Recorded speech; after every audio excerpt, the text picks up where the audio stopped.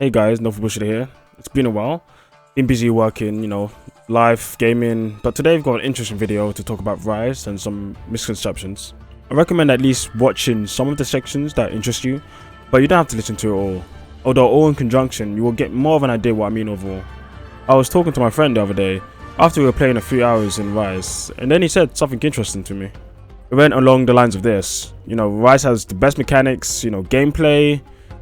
The game is some of the best when it comes to monster hunting itself, but something feels off and I can't put my finger on it.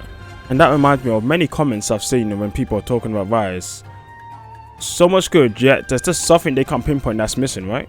I thought deeply about it, and I don't think many people really understand why they feel that way.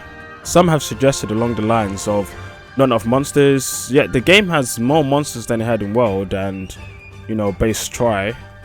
Others say the event quests aren't enough, they're not interested enough. Yeah, apart from super amped up quests, they're all pretty much the same of what they used to be in the old, the old system. Then some people talk about Endgame, which I think they're a bit closer to the point on that, but not exactly enough to really pinpoint the issue there. Then difficulty, which I do think is a factor, but not the whole problem. So what is it?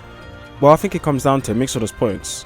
Also, some of us players overlook some factors when it comes to Monster Hunter. Plus the mix of design approach to Rise compared to Monster Hunter World.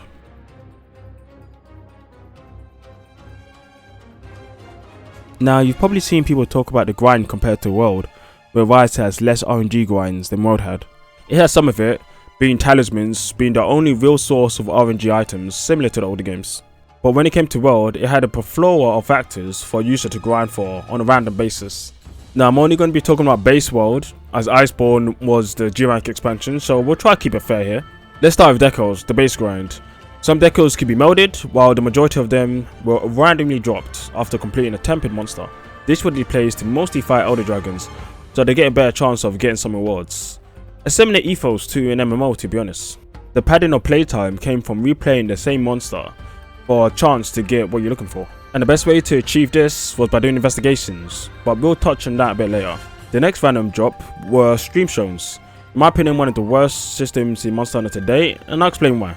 There are 14 weapons in World. Each stream shown can be upgraded with 2 different types of weapons out of the 14. On top of that, there are 2 different types of stream shows, the warriors and the heroes. Not to get the maths too complicated, so let's do some basics here. There are 7 different types of weapon augment types, and 2 different possibilities or outcomes of streamstones. Let's say you wanted a sword augment for greatsword and longsword, and your weapon required a warrior stone. There are still 6 other types you may get instead. On top of that, 2 different types of streamstones in general. In the case you did get a stone, you may not even get the right type of stone. Now, before I get into the negatives of that system, it will be good to talk about some of the subjective things people might like about it. On the subjective side, it greatly increases the farming needed to get a perfect build. Another good point, it also gives people a reason to try a new weapon. If you get a streamstone for a weapon you don't use, you may be more inclined to use it, right? But now onto the ridiculous side. You have to first defeat the tempered monster, and there's a chance that you'll get a streamstone or not. Then on top of that, there's also a chance that if you do get a streamstone that way, you may not get the one that's required for your weapon.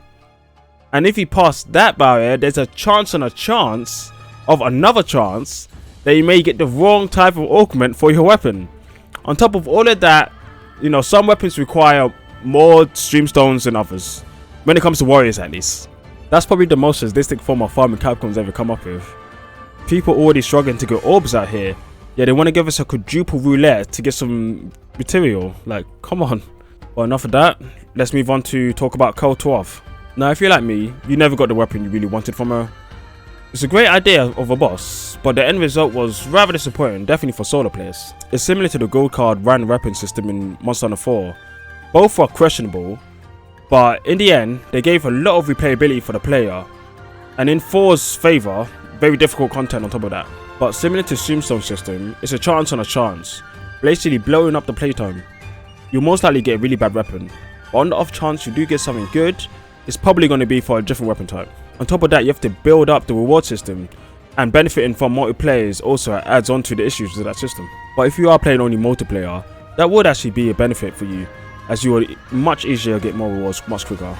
But a solo player, yeah, it's not really looking good for you. If you had all of these grinds together, it comes as an illusion of more content, even though Rise does have more quests than most of the base games, apart from Gen, that is. Although with World, the outlier is investigations, which allow different types of scenarios for different hunts. Ultimately, it's a similar hunt, but with a twist on it, which is a really nice touch. Now, old school fans may be thinking, well, that's all good and all, but we didn't have those systems in the older games, so what's different in comparison? Two things. Rise is the easiest monster in the game.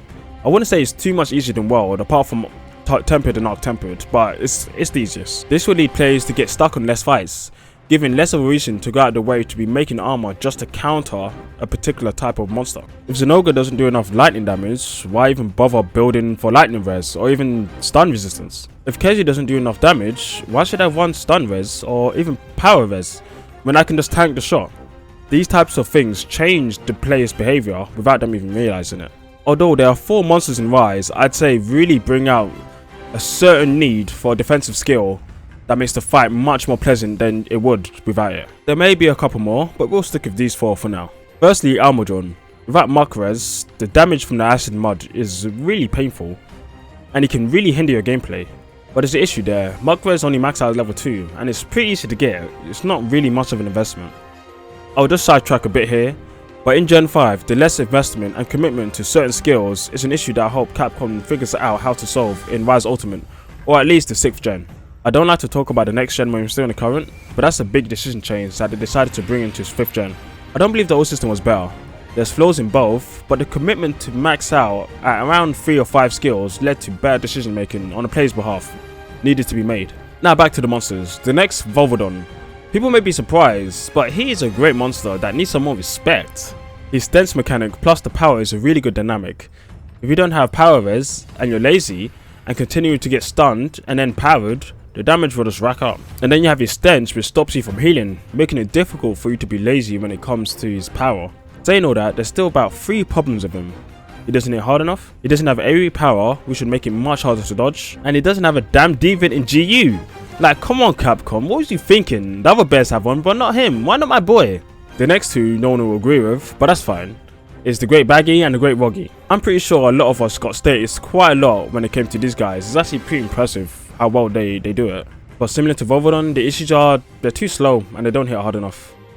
If they gave them big max speed, they'll be perfect. There's more when it comes to difficulty, but I'll have another video for that.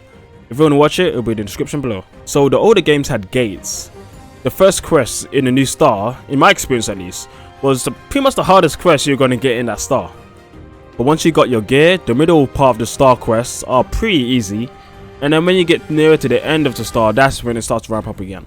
It's like a cycle, so the end of low rank is hard, the start of high rank is hard, then the middle of high rank is, it's pretty easy once you get your armor, and then the end of high rank will be hard, and it continues onto G rank.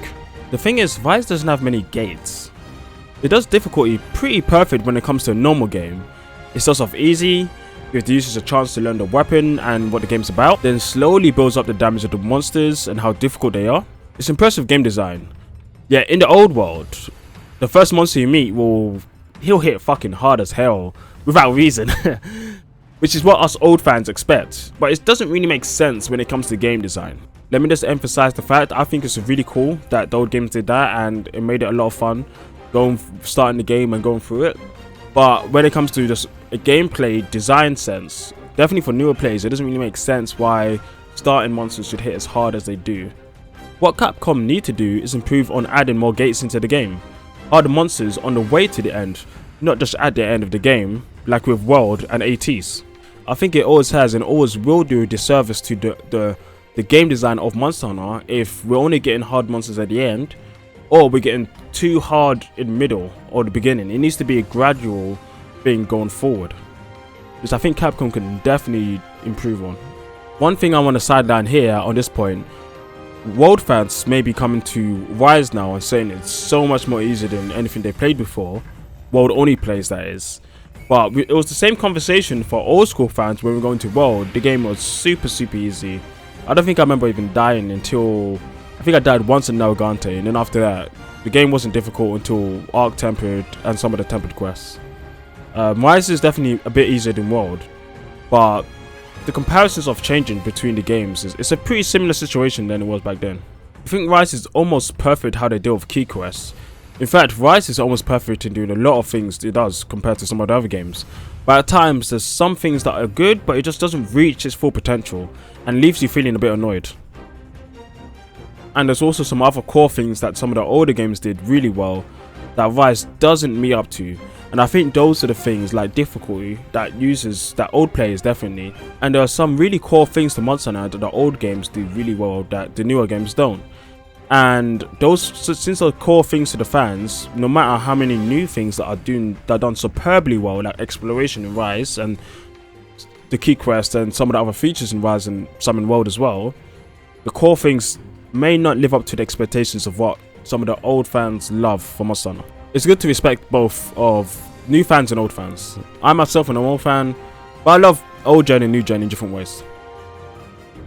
Anyway, what I think they should do is multiple mandatory quests to graduate to the next HR. Maybe a multi-monster quest and a buffed up monster for the next star. For the multi-quests, 2 or 3 monsters that they've fought in the HR, and give them one last try to show the guild they really know what they're doing.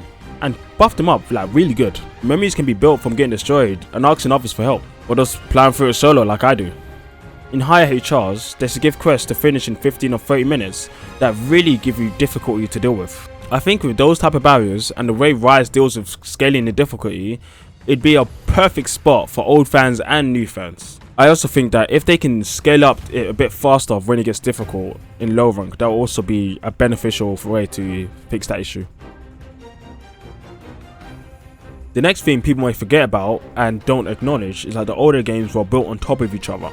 3U, 4, 4U and Double Cross on the 3DS were all built with the same engine, the MT framework. Thus, they moved a lot of the old monsters, models and assets across the games to make it much easier to develop. I'm not saying it's a negative thing. I mean, GU is my favourite Monster Hunter game of all time, with 3U being my third.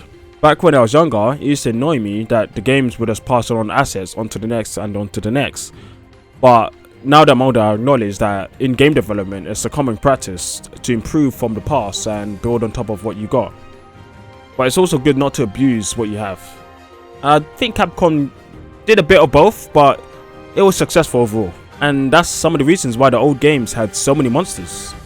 If you think about Tri, it only had 17, and then to 3U, it had 51.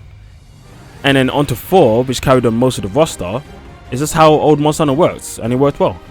And for the most part, that's how the old games had the replayability. They added some new mechanics, and us players got to enjoy new mechanics with similar monsters. And saying all that, I presume there's 2 reasons why World was bloated up when it comes to grinding in comparison to the older games. One, the Western gamer seems to enjoy the factors which makes the game more like a games of service.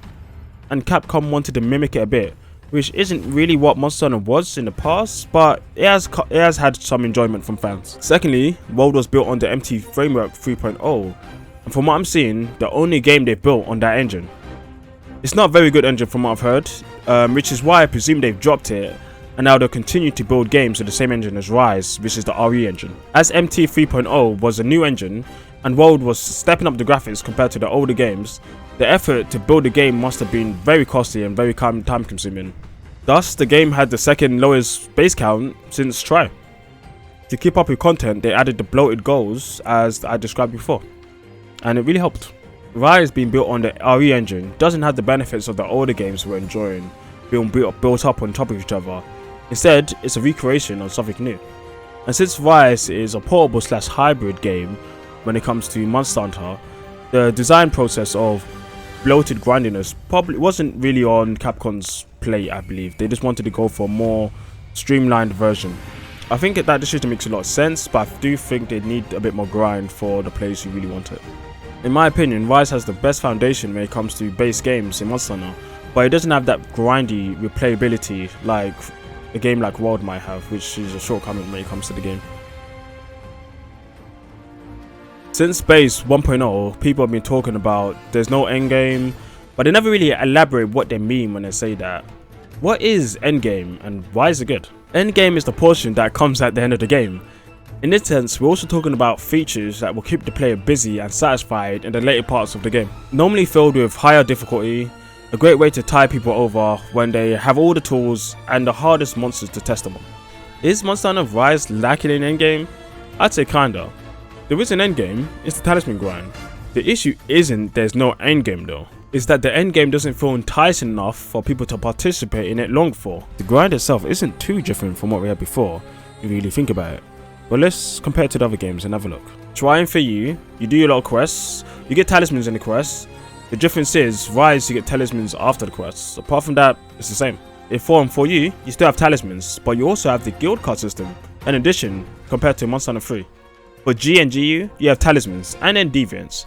Deviants have a lot of replayability behind it, regardless of the fact that most people don't like the systems around them. If you'd like to know why, I have a Deviant video right here in the comments, and I think it'll be shown right here on the screen. Have a look. For World, you have stream zones to farm for, decorations, Telkorov, and you've also got investigations, which are the means to get stream zones and decorations. While Rise only has talismans. On paper, it doesn't seem that bad when you think about it. In fact, 3U doesn't even have an endgame. But the difference comparing Rise to the older games, as I've stated before in the earlier section, is the older games had a lot more monsters to cover that fact. But not just more, it was also more difficult, which increased the playtime altogether. It all comes back to difficulty, doesn't it? More barriers to reach the next stage is important. I've got a couple more topics I need to wrap up before we end up here. And next, we're going to be talking about raw damage. Raw damage is broken, like truly broken, to the point that people will grind for that one high raw, good sharpness crit weapon and use that for the rest of the game. Yeah, I'm looking at you, Naga. Now, why is that a problem? Because it dissolves the gameplay loop of hunting said monster to get a weapon which is the weakness of another monster. Why go through the loop when you can easily run down the game with one raw damage weapon and not bother about anything else? As far as I know, that's a problem that started in World. It may have existed in the older games, but we didn't have damage numbers to really know. So unless you really fixed on speed ones, you wouldn't really know in the older games. But something needs to be done. Element and for sure status needs a boost. I can't remember a game where status was a viable option, apart from the days of Slime in 3U, and now Blast in the following games. Sleep was a good option in Try against Elatrion, but apart from that, I don't really see any of those methods used anymore. I would like to see a damage increase from Sleep, rather than 2 times the damage, 3 times would be great. Power is a nice one, but most power weapons really lack in damage, sharpness and slots, so it makes it really difficult to play around them easily. Understandably so, in some respects, constantly disabling a monster would be a problem in team play, but currently I don't see anyone using status continuously or seriously, so some changes have to be made regardless. Poison is fine on some monsters, but not many. I'd like to see a mechanic where poison monsters take more damage from poison weapons. That would be freaking awesome. If Capcom ever decide to give Element and Status more love in the series, it will just become beneficial for the series in the long run. So come on, get to it, man. When World came out, I expressed to my friends that the skill system was way too bloated with too many skills. Going from the old school games, where you had 4 or 5 skills to choose from, led to way more thinking of what you actually wanted to take when you're making a set. Going into Rise, I was a bit disappointed to see the system return, but it's such a 5th gen thing, and I can accept the change. Definitely when it's coming from a good place. Capcom wanted a system that was easy to understand, and they showed it that. The new system is pretty self-explanatory. I don't think either system works amazingly well, but personally, increasing the amount of skills each set can have doesn't really work for the 2 games overall. Let's say in the older games you're up against Glavenus, running crit up, crit I3, Tenderizer, the whole lot. And you're also able to get attack large for some unholy how reason. I don't know. Getting another skill on top of that would be pretty impossible. In fact, getting attack large on top of that would be extremely difficult in many of the games. In this scenario, for the damage you require, you have to commit. You can have your cake and eat it too, but just not the whole cake. And think about being up against buffed EX Hellblade for example. You can't squeeze in a defensive skill or 2. You gotta commit for either extra damage or more survivability. And if you don't go for some survivability in those type of fights, you're gonna suffer quite a lot. Unless you're like top tier speedrunner level. Although I don't think any Monster Hunter game has fully succeeded in making use of utility and defensive skills, the older games will punish you a bit more for not considering countering skills to the monster that you're fighting. Although full credit to World and Rise, when it comes to health recovery sets, those have been hella fun and very effective to use. And for stamina control in Rise, it's pretty much the only game in the series where I ever felt like I actually needed to think about my stamina. I really like that change. You know, actually making me go out my way to get skills like Constitution or Stamina Surge. Like, I really like how they went about how they deal with stamina in the game. Overall, I feel like the skill system needs a mix of both. Gen 5 easier to understand, with some commitment from the older gen. It will add depth into build crafting to really think about what's best to use. Although this won't be enough alone, as talked about in my Rise is easy section. More difficulty on the side of the monsters are also necessary to give players a good reason to go out of the way to build niche sets. So let's talk about Deviants. I have another video about them, and it will be in the description below, so I'm going to keep it brief here. If you wanted a full set of armor for a monster and a weapon, at least one weapon, at max, if you are unlucky, you'd have to defeat the same monster about 45 times, as you can only get a minimum of 2 tickets per hunt. When you do higher levels, you do get some tickets of the earlier levels, so it can kind of help for the spots. So at minimum, I suppose you would have to do around 20 to 25 times the same monster. But that's still a ridiculous amount of time to hunt the one monster just for its set. Talk about getting burnt out. Well, not really. Some people may not feel the burnt out sensation due to the carrot on a stick metaphor. Even though you're going through a lot of struggle to get what you want right in front of you, there's a goal at the end and you can see it quite visible. Thus, we persist. Maybe the carrot on the stick wasn't the correct phrase to use. It doesn't really correspond accurately. Similar to the world grind, it was quite a bloated system to have to defeat a monster that many times. So in my other video, I suggested 10 times would be a good spot. 3 low rank, 3 high rank, and 3 G. And then the 10th would be EX. I think that would be a fair amount of times to have to kill a certain monster. Now you may be wondering, why is that system more interesting to you than the world grind? And that comes down to 2 things. 1, the combat in GU was incredible. And same in Rise. If I get bored of using the same weapon against the same monster, I switch it up. Different style, different arts, same weapon. And that was the great thing about the style system in that game. Every weapon with a different style kind of felt like a whole different way of playing the game. It was fantastic. And secondly, there was just so many weapons and armors in the game. So it was kind of hard to get bored where you could just test with so many different things. When G was built on the games before it, so you could borrow a lot of what came before it, while Rise has to build it all from scratch. Not all from scratch, but you know, you have to build it in a new way for this new framework. So coming on to Apexes, it's a bit of a shame, and a lot of people have talked about this, that the Apexes don't have their own weapons and armor. If they did have something like that, similar to the Deviant system, with the grinds I said 10 times, I think people would be perfectly fine with that. It's not as obnoxious as it was in GU, but it's still a grind that people can get behind. I think it would really be a good ultimatum for everyone. Okay, wow, we're still not done in this video. Okay, next is random talismans feast random decos, plus the idea about getting talismans for quest rewards. Let me get my opinion out of the way first. I think both systems aren't perfect, but out of 10, I'd give Rise system a 5, I'd give Worlds a 3, and for the older games, I'd give it a 6. Random decos are insane.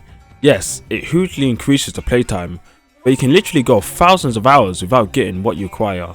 That really shouldn't be the case. I've seen some people talk about at least you'll get there eventually if you keep grinding, but do I really need to grind literally hundreds and hundreds and hundreds of hours to get just a deco I want for one build?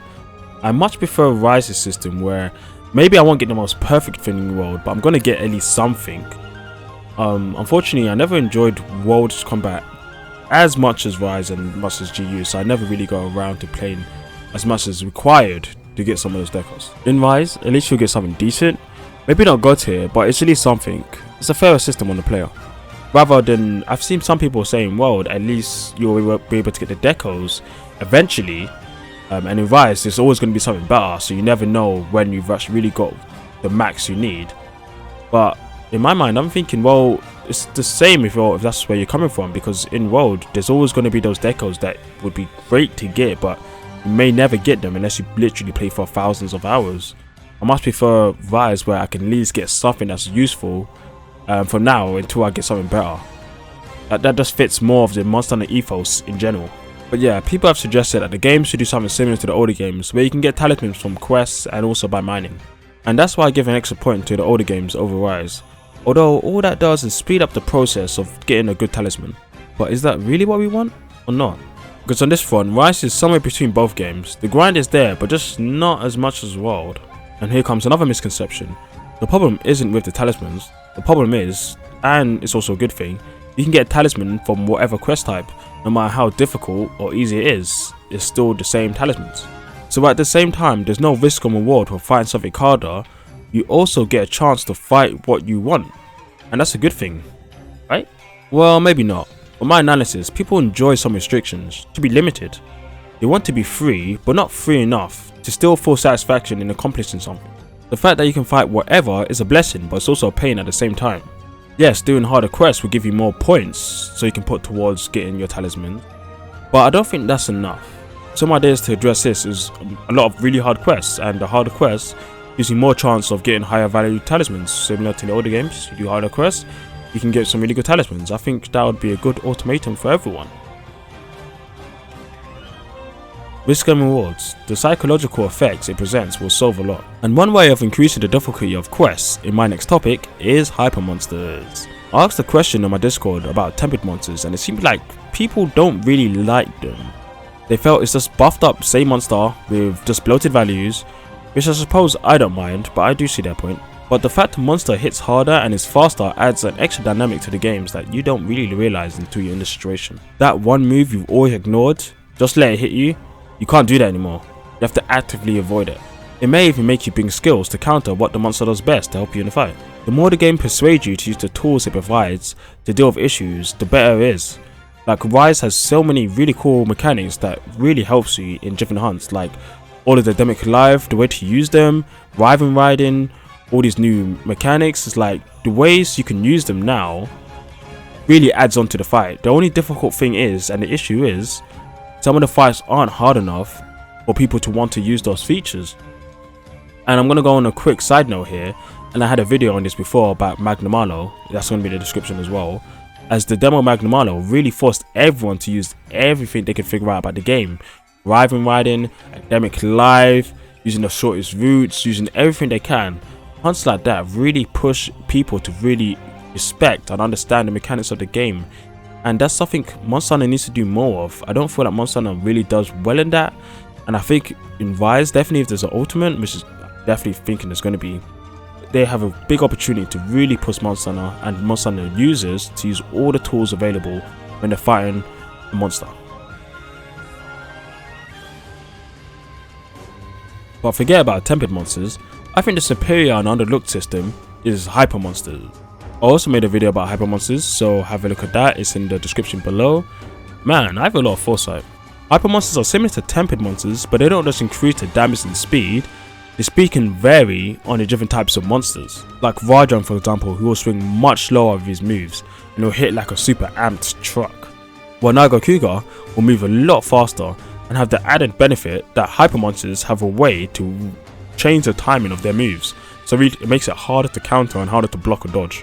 In my experience, faster moves always seem easier to counter than a really delayed move, which is one of the reasons why I had so many problems with Magnamalo the first time I fought him. He has so many delayed attacks. I feel hyper monsters coming back would be an awesome addition. On top of difficulty, indeed they added many more weapon upgrades and even armor unlocks, which was amazing for gameplay replayability. And apart from difficulty, and well, this kind of leads into it, that's the only big criticism I have for Rise. There's no hyper or tempered monsters, and I was really hoping to see them. But while we're on this topic, I feel like a lot of people really don't judge Rise fairly compared to the older games or other games, which have many flaws, but we choose to overlook them because it's kind of what we accept in the franchise. I mean, if you want to highlight the weaknesses, you gotta also respect the strengths, and Rise has a lot of strengths that I don't see people talking about. I see people talking about some of the weaknesses it has, and I think that's probably more because some of the weaknesses it does have are some of the core foundations of what they expect from Monster Hunter. But there's so many strengths and so many new things they built into Monster Hunter, they brought into it, and also some things they developed that aren't seen as the core pillars that are fantastic that people aren't talking about, and it's a bit sad. I like to see a fair argument when it comes to these type of things, but I'm just not seeing that out there. Otherwise, you'll just be using straw mans to benefit your argument. If you feel like I've been doing similar in this video, I would love to discuss with you guys below. I did a video on Demo Magnamalo, which will be in the description below, and how it was one of the best fights ever in the Monster Hunter history to me. In fact, I think it may be my favourite Monster Hunter fight ever. It wasn't just having no skills or being new to the game, but it was a combination of the timer, being new, no skills, his damage and weird movement, which was glorious. I feel like we need more experiences like that in game to really push players to need to use all of the features available to complete quests.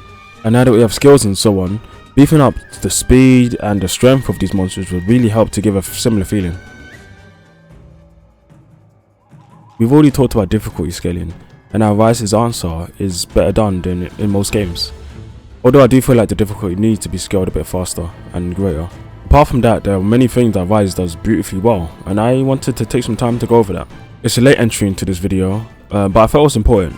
And I won't script this, as I feel like on top of my head it's going to have a much more true response. So what I'm thinking of first is exploration and the maps. So Wise does his maps amazingly well. I think it's some of the best we've had in Monster Hunter in general, and the exploration in the maps is incredible. Being able to use the Y bug to literally float around all these hills, mountains, ranges, walls, it's fantastic. And the secrets within the map, like me and my friend were doing a challenge where we would try to find all of the notes. I still haven't found them all, and it was so much fun. Literally just spending like an hour or two just in the map exploring, trying to find all the notes, just fighting random monsters as it came.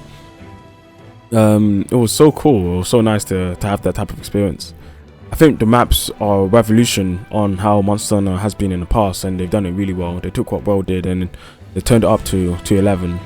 I love every single map. I mean, my most favorite maps, probably my top 3, would be the Sandy Plains. Definitely my favorite. I think Sandy Plains is amazing. Then we got the volcano, the lava cavern. Sorry, lava cavern is top tier. And then I actually really love the Shrine Ruins. It just has such a nice feel.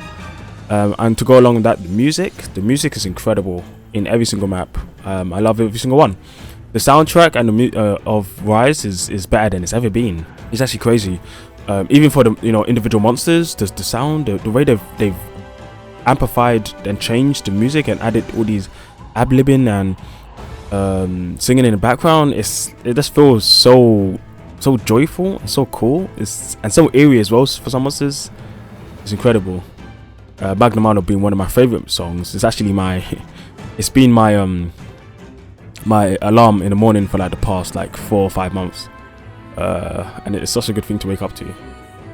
I just love what they've done to the sound. Pretty much all of the songs are better than the previous games. The village is incredible. I love the village we have here. It's a fantastic village. There's a lot of nice charm in it. You can see there's put a lot of effort into the village. A lot of things to see, a lot of things to interact with people, conversations.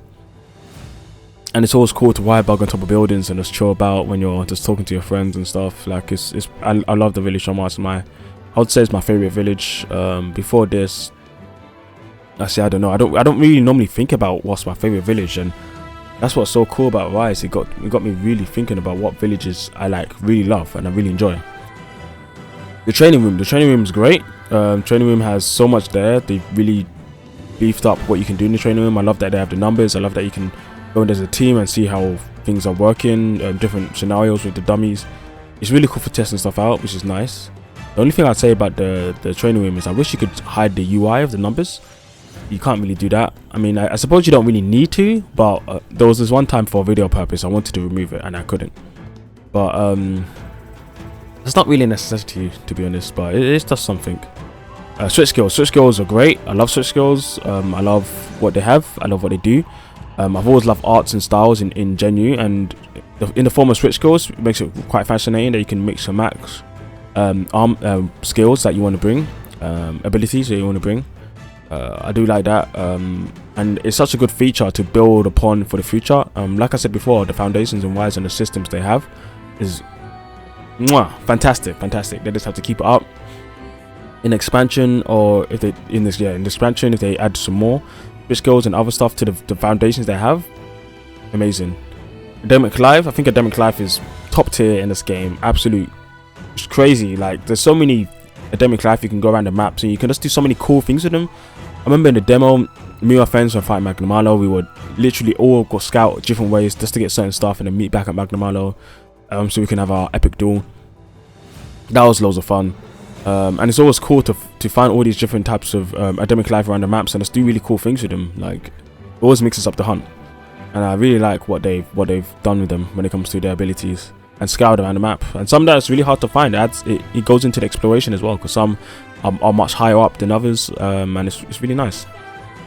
Like I said, Y-Bug's a fantastic addition to the Monster Hunter games. The movement that it has is amazing. I don't really want to go back to not having a Y-Bug. It's nothing just for the Y4. I don't think Y4 is much, but I just like using the arts of it, and I like using it for transversal ways. I can really mix up my combat and how I move about. It's just really cool. Rival riding, I know this is a bit of a more polarizing thing, but I think overall it's a fantastic evolution on Mountain. I think Mountain was getting a bit stale. I didn't really... Mountain's a bit of a weird one. It was nice. I think Mountain was best. I mean, it's better in World and GU than 4U. 4U was a bit weird that if you hit a mountain monster, it just knocks off your ally, which doesn't really make sense. While of course in GU, you're actually helping out your ally when you're Wyvern riding. You know, hitting them actually helps out. Not Wyvern riding. When you're Mountain, hitting them actually helps out, which is really cool. I'm glad they did that, and I hope they do that more in the future. I hope Wyvern riding. They just need to. It's like I said before. The details are there. They're super good. They just need to refine certain things. Like I know people saying, you know, having to be forced into Wyvern ride is a bit annoying. I suppose, yeah, maybe if they just make it so there's a certain button you have to press rather than if you just attack. And then if a monster is in a Wyvern ride position and you don't Wyvern ride them, as soon as you hit a damage threshold, they get knocked out of it, or you just Wyvern ride them. Like, I think that would be great either way, if they do something like that. A really cool mechanic. I was so fascinated the first time I done it, and every time I do it now, it's so much fun testing out different Wyvern rides. It's really cool. It's something I've always wanted. It never came to be. What's next? Let's go for Palamutes. Palamutes are one of the best things ever in Monster Hunter. That's the thing. Why is being so many like best things? It's so incredible. I love it.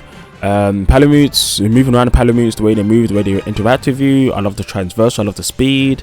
It's just a fantastic addition to Monster Hunter. I think they need to stay. It's an evolution of the Tail Rider system in World and Iceborne.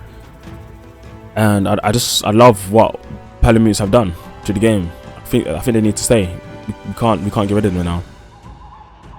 The Palicos and Palamutes are together. Like, the skills and the stuff they can do now is revolutionary. Like, they're so much more useful than they've ever been before. Like, I think the ones I liked the most was in 3U with Cha-Cha and Kayamba. I think they were some of the best. And I think in GU it's really cool that you can customize and really tune what you want for your Palamute and Palicos, sorry. In World, I didn't really like Palicos at all, really. It felt it was a pretty weird system, really. Very limited compared to the previous games, which is unfortunate. I guess it was more to streamline it, so it was easier for people just to use and they have to deal with it much. But I liked having to really think about what I want my Palico to use and bring. I suppose the only issues in Rise with Palicos and Palamutes is that you can't train them for different moves like you can in GU, which would have been really good if you could have done that. But I would have really liked that.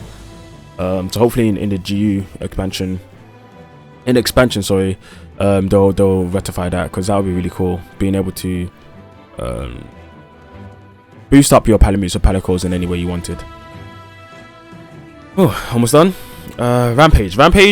I like Rampages over Sieges.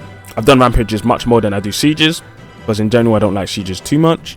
There's a couple that do stand out to me. I know people don't like Lao Shanglong, but I do like Lao Shanglong for the reason that it's definitely the event quest. It's quite difficult. He can really bust down your heap quite easily, and I always felt when it was hard, when I was in the urgent moments where it was a bit difficult and I had to do everything perfect to get done, it felt like a really nice routine of me just doing all my strategies correctly, and I really like that aspect. But a lot of the other siege quests are terrible. Like I can't remember his name in World. That one was terrible. One of the worst ones, actually. Some of the good ones were in 3U, which was cool. And GU had some really cool ones, well, which were from the other games. But then when it comes to Rise's Rampages, I think are a better system overall. I think it's a really cool way to strategize with teams. The only thing is, similar to what I was saying before in other places, the game isn't as difficult enough, definitely in Rampages, for the strategy to really need to take hold. Monsters should be doing much more damage to gates, to players, to everything, to make it much more difficult. It's a bit too... I don't mind the chaotic part. I think the chaotic part is fine. It's all part of the charm of Rampage, but it's just too easy, so people find it pretty tedious to do certain things when around the Rampage. As I said time and time again, the difficulty thing is a really good flavor that just spices up everything. Everything's there, but it's just that the difficulty isn't there to really make shine the things around the great mechanics.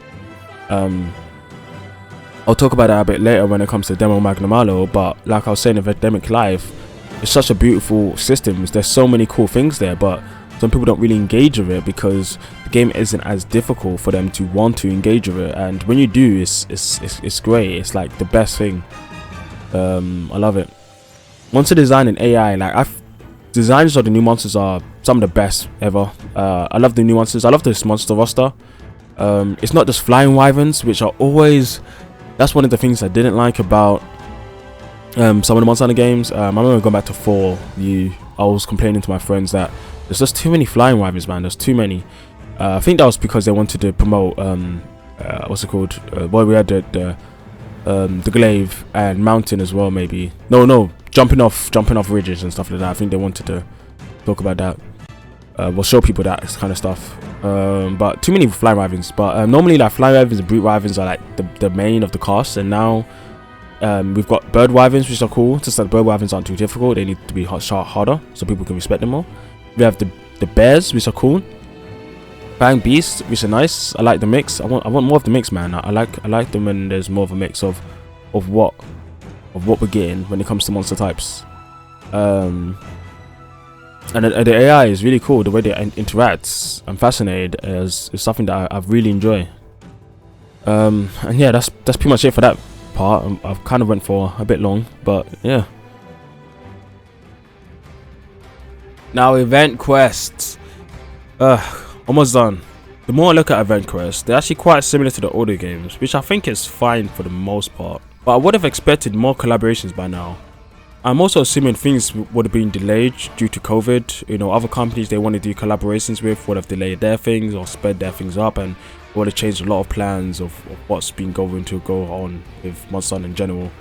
Which is unfortunate. Rise has come out in a weird time in the world. But beyond that, there's no real amped up monster event quest yet.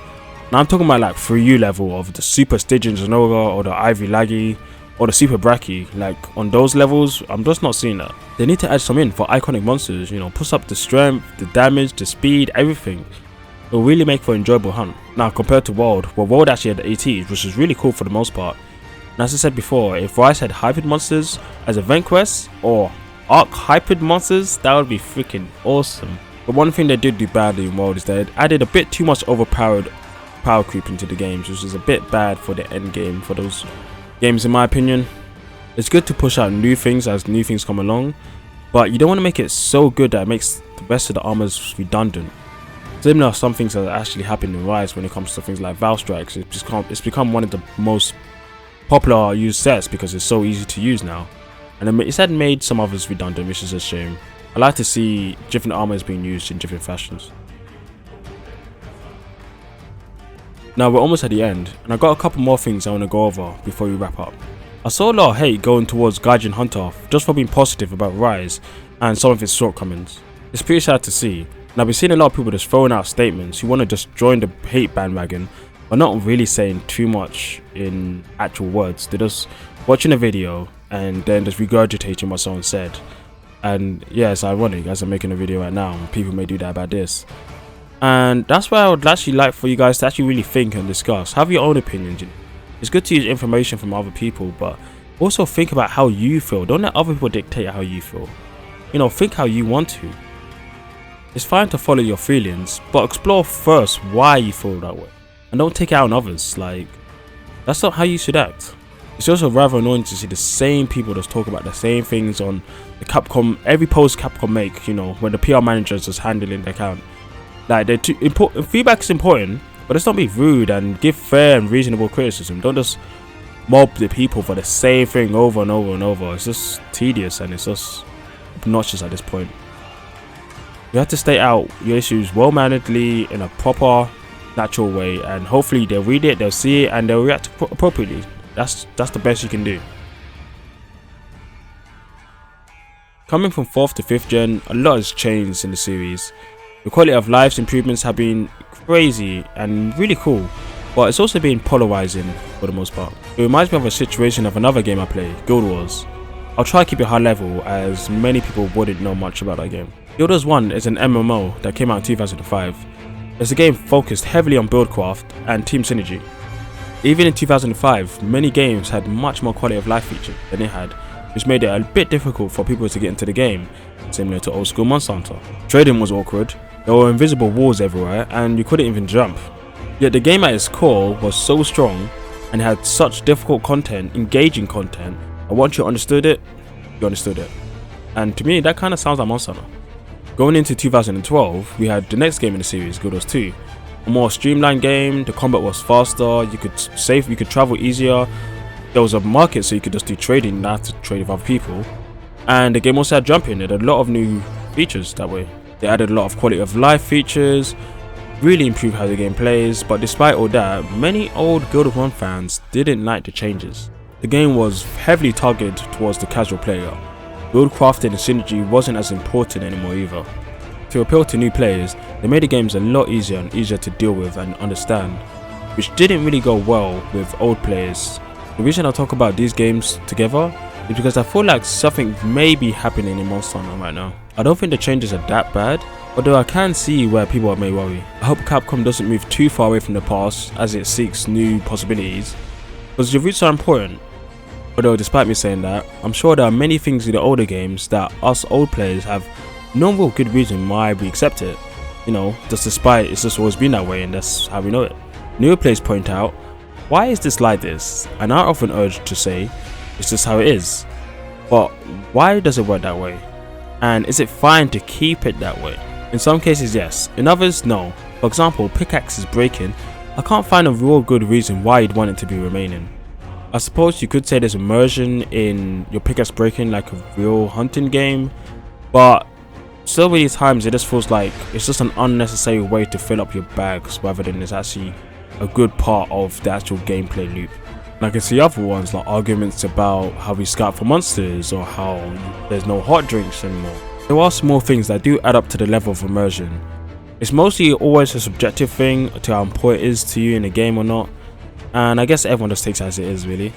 But overall what I'm saying for this section is just we shouldn't forget the past, but we shouldn't stay there for too long. It's good to seek the future but also look to the past and build upon what made the games great and what makes the games now great as well. Both are good in different ways and it's quite fascinating that way. Now for my old school boys, I get it. I understand your feelings when you're saying, why should I keep on playing Rise when I have GU with 100 monsters to fight? And in fact, I did the same thing when it came to World. Around 200 to 300 hours in World, I just went back to GU and I never went back to World. GU was just so much fun, it had more content, I understand it. So I get it. Although I don't think it's wrong to feel that way, it's also wrong not to realize and accept that GU and For You was built on top of other games in the series. If Capcom really started over and over again, each game would have about 17 or 20 monsters in each game, like Try, instead of building on top of each other and added subspecies to increase the count. I feel like Rise has a lot of good ideas it takes from the older games and makes them better, but it also inherits some of the negative parts of the older games, and vice versa when it comes to World. And yeah, even though these newer games have less of a monster count to the older games, it's important for them to try out new ventures and try whole new ideas as they did with World and they have done with Rise. And Rise had so many high quality aspects to the game that really blew me away while playing it. It's just unfortunate that the game wasn't as difficult as I would have liked. Apart from that, I love every part of it. I hope Capcom sees this video, and many fans as well. People can question why they enjoy what they enjoy, and Capcom can meet those demands. In conclusion, I think Rise does many things amazingly well. So does World, so do the old games, and each of the games have their own flaws that some people don't really like to highlight, which is unfortunate. It's good to highlight some of the negatives and the positives. We like to brush over the things that we love, and we like to highlight things that are bad and some things we have some bias towards. I think a lot of people do have biases towards World and towards Rise, and they may have some biases towards other games in the series like 3U with Water Combat or GU with reason the games. There's reasons to all this, there's reasons to the madness. All these games have good positives and negatives on different parts, and it's just game development.